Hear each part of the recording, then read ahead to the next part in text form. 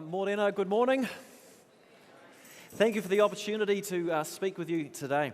And what I want to talk about today and the proposition I want to give you is regarding the importance of conversational training, both to help people in everyday life as well as for the communication of the gospel.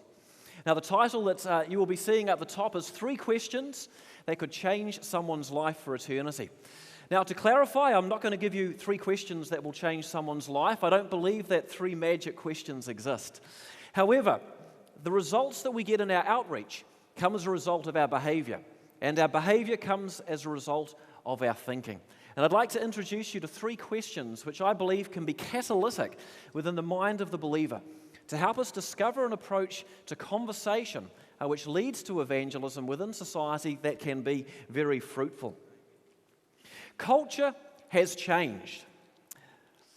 50 years ago, if you wanted to communicate the gospel, you might be able to go onto a street and say, "Excuse me, sir, if you were to die tonight, where would you go? To heaven or to hell?" And pass them a tract. First slide, please. And that might have worked within that culture because people typically believed in the existence of a God, and they believed also in the existence of a heaven and a hell. But this is not true today. Members have therefore become largely skeptical of the evangelistic methods offered by churches and offered by evangelists. Run an evangelism training in most churches, and the members will not only be skeptical of it, they'll be a little scared to come. Run an evangelism training in most churches, and the pastors will not only be skeptical of it, they might be a little scared to come. The question behind this is, how do you tell a person the truth who doesn't believe truth exists? And I put to you that the answer is you can't. Which begs the question, then what can you do? And the answer is very simple. You can talk with them about it. The conversational approach to evangelism breaks through in our culture and society. And in fact, it works in any culture and in any society because it begins with listening rather than with talking. And there is a very good biblical precedent for the conversational approach. It's that guy in the Bible, what was his name? That's right, Jesus. Jesus, look at the number of times in personal conversation that he asks questions. Then look at the number of times that he says things that have come from the Holy Spirit. I believe that his approach of outreach, if we call it that, was a conversational approach with an ear open to the Spirit. This is in contrast to the approaches for evangelism that have been promoted in many of our churches and within Western culture the last 50 years, which turn us more into salesmen with a pat little formula or message that we're trying to communicate. What then are the 3 questions? And you might want to write these down. I'm unable to get through my PowerPoint. I apologize. It's coming now. Very good. What then are the 3 questions, about 4 or 5 slides on, that I'm talking about? The 3 questions are, what do you mean by that? Where did you get that idea from? And have you considered? And as mentioned, it's not that these questions will change the non-believer, though they would be instrumental in helping this to take place. It's that the use of questions like this will begin to change the way that we as Christians think about our engagement with non-Christians when talking about spiritual things. We can't come into conversations with all the answers because that's not called a conversation. That's called a speech. We have to come into conversations with a genuinely open heart and mind, ready to learn and to engage and to dialogue. You see, many within churches are discouraged when it comes to evangelism. They've given up because they've tried our methodologies that we have given them in the past. Their intuition said that it might not work, but they tried it anyway because our motivation was so good. And so they shared the gospel with their colleague, who listened to them with great patience and with a smile said, "Thanks for sharing that. I'm so glad that you've found what works for you." And that was 20 years ago. And they're still in the same church, and they've still got the same neighbors, and they've still got the same workmates, and they're no further along in that conversation. In my work around the country the last 6 years since returning from overseas, some people have said the heart for the gospel was lost in the New Zealand church. I want to tell you that it's not the case. In every church I've been to and every ministers group that I've met with, I've found men and women with a heart for the gospel. It's not a deficit of heart for the gospel within the New Zealand church. I believe it is a deficit in a perspective and skill set that is necessary to engage our current cultural environment with the message of Jesus. To give you a simple illustration, and with the PowerPoint, if we could go to the photos of my boys on their bicycles. I have some boys, and a year ago, I introduced the first two of them to biking. I bought them two mountain bikes. One was a very good bike I got for $40 on Trade Me. There are three things must ye know when ye learn to ride a bicycle. You must know how to pedal to get moving. You must know how to balance and steer, and you must know how to brake. So I taught my boys these three things, and after a little while decided to take them for a bicycle ride further afield. And this is a picture of one of the estuaries in Tauranga. It's around about 9.2 kilometres around, and around we went. Now, at one point on this estuary ride, you have to come up across a bridge on the footpath, and then you veer behind a garage, and then you come back down the drive onto the footpath, and then back onto the path that runs around next to the estuary. And as I came down the drive, I applied my brakes. I was in front, just very gently, to turn back onto the footpath. And behind me came my first boy, who could not find the brakes in time. He veers into the back of me, and over the handlebars he goes, rolling right next to the road.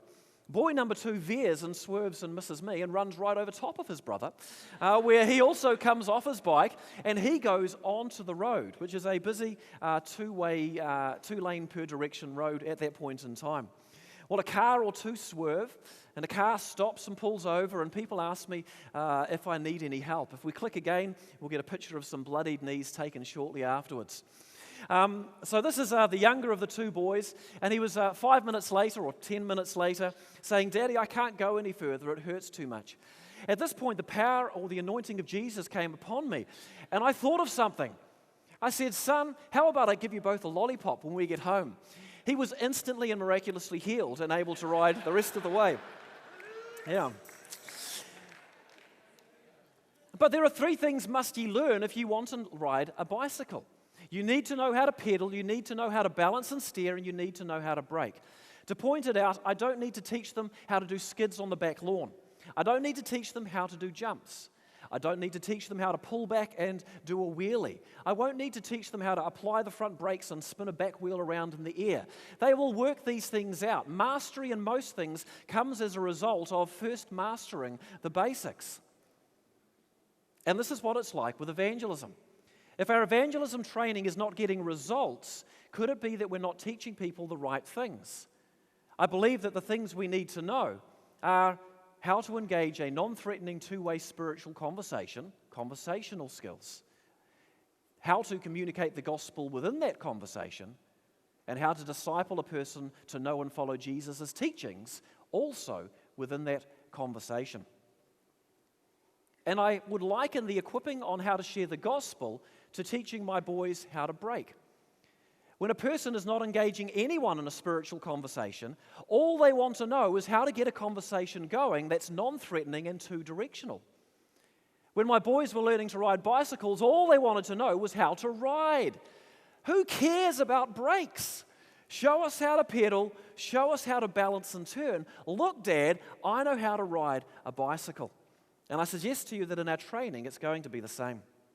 Let's look at 4 simple application points to equip our members. Number 1, to get our members mobilized if they are immobilized, how about we first of all remove the agenda of sharing the gospel for a while?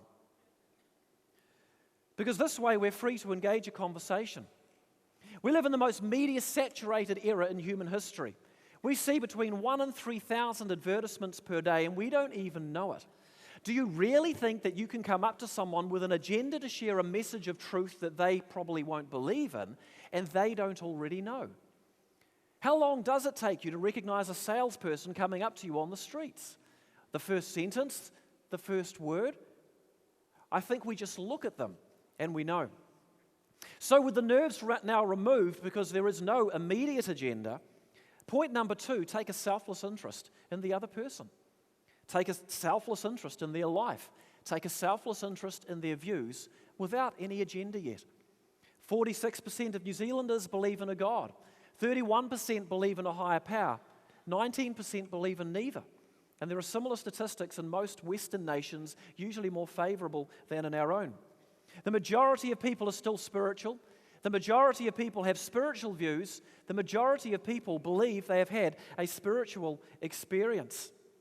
And so we can investigate these things. Point number 3, ask questions about what you don't understand. I want to point out that I didn't say confront the things you disagree with, even though the meaning of these 2 sentences is very similar. To confront means judgment. To investigate is about discovery. And this is where these 3 questions can come into play. They say they think all religions are the same. Oh, what do you mean by that? What do you mean they're the same? Oh, you know, they all say to love. Oh, where did you get that idea from? I don't know. They kind of do, don't they? And then have you considered? Or are you aware that the world's major religions say majorly different things on the major topics? Some say there's a God. Some say there's no God, just an impersonal force. And some say there is no God at all. Now, there can't be a God and not be a God. I don't know. How do you make sense of that? And as the onus of proof is returned to them, they are caused to reflect upon their worldview, and they take a step toward Jesus. You see, we know that the Bible is unreliable, don't we? Sorry, what do you mean unreliable? Oh, you know, it's all been changed.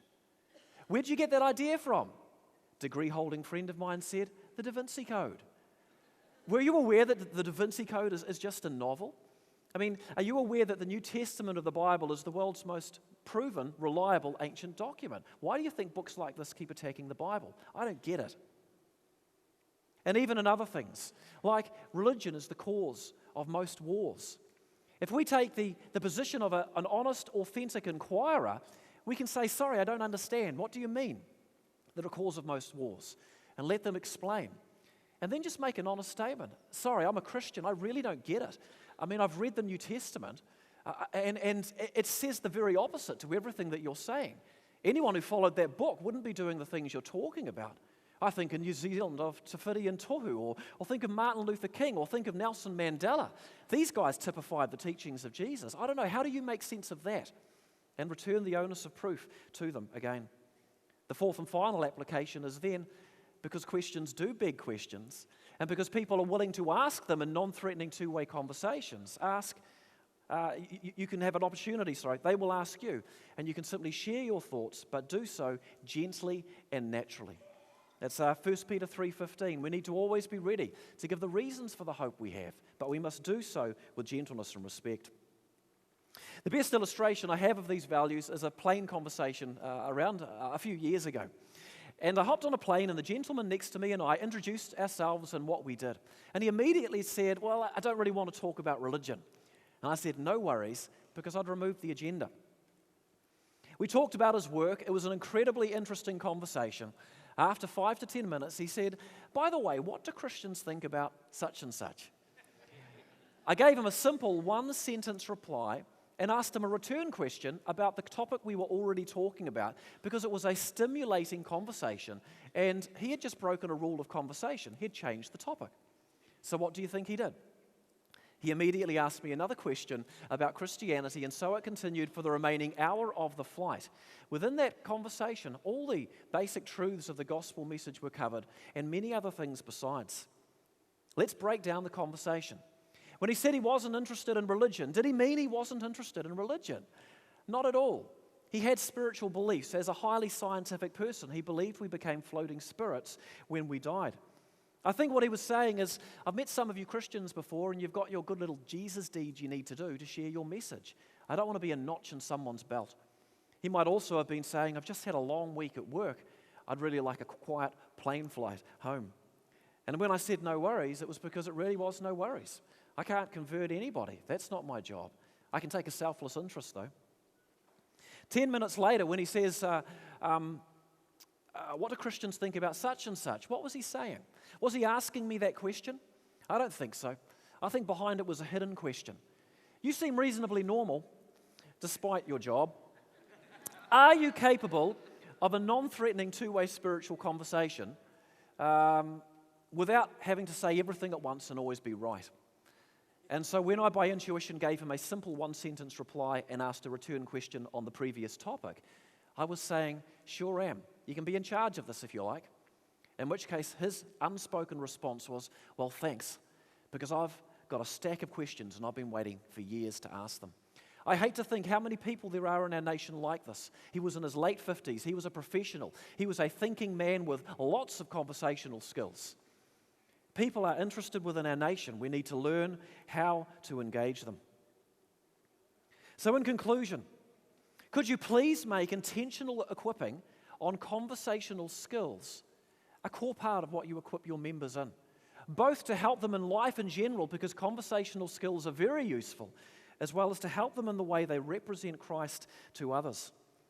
I believe that the future of evangelism must be in mobilizing members, because I believe that God's intent has been that it would always be in mobilizing members. For around about 1700 years, we have turned evangelism into a series of events and programs run by clergy and churches that the members, like minions, are supposed to invite everybody back to. And there's nothing wrong with that as a part of our evangelistic strategy. But I believe it has always been the intent of God, Ephesians 4, that we would be equipping and mobilizing the saints for the work of the ministry. And I believe that it is not possible to do so in today's multi-religious, pluralistic society without teaching people some specific conversational skills to deal with religious differences and to communicate the timeless truths of the gospel within our current cultural context and environment. Programs bring addition. Mobilizing members is the key to multiplication. A talented pastor, priest, vicar, officer, running programs in a church to reach out to people is no match for 100 mobilized members. Please make your focus equipping your members. Show them how they can get back on that bicycle of evangelism. Teach them how to pedal. Teach them how to balance and steer. And then as they begin to regain those conversational skills and that confidence, please make sure you do not fail to teach them how to brake. Cool. Thank you.